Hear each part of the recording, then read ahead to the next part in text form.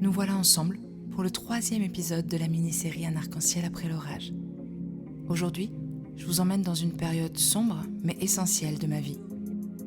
Une période que j'ai immortalisée à travers la musique, car parfois, les mots seuls ne suffisent pas. Pendant 3 longues années, j'ai été submergée par la colère.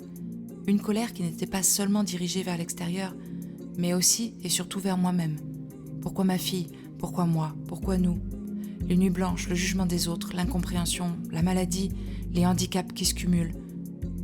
Et vous savez, il y a des moments dans la vie où vous avez l'impression que chaque jour est une montagne à gravir. Moi, c'était mon quotidien. Mais comme beaucoup d'entre nous, je cherchais un exutoire, une manière de m'exprimer, de hurler cette douleur, sans vraiment dire un mot. C'est là que la musique est devenue ma bouée de sauvetage.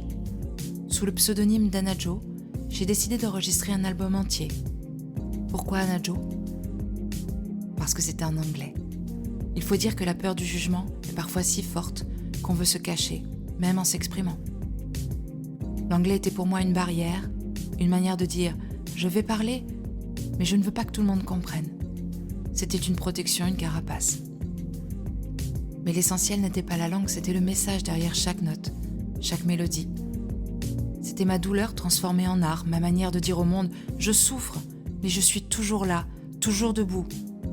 Si vous avez écouté cet album, vous aurez ressenti cette fusion d'émotions, de la tristesse, de la colère, mais il y avait quand même toujours de l'espoir. Aujourd'hui, avec du recul, je réalise à quel point cette période était cruciale pour moi. Elle a façonné l'artiste que je suis, m'a permis de comprendre ma propre résilience, que même dans les moments les plus sombres, il y a toujours une lumière au fond du tunnel. Avant de clôturer cet épisode, je tiens à vous dire ceci. Si vous aussi, vous traversez une période difficile, sachez que chaque épreuve est aussi une leçon. Cherchez votre propre exutoire, que ce soit la musique, l'art, la peinture, l'écriture ou tout ce que vous trouverez. Et surtout, n'oubliez jamais que vous n'êtes pas seul. Merci de m'avoir écouté et rendez-vous très bientôt pour le prochain épisode de la mini-série. Je vous embrasse fort. Bisous.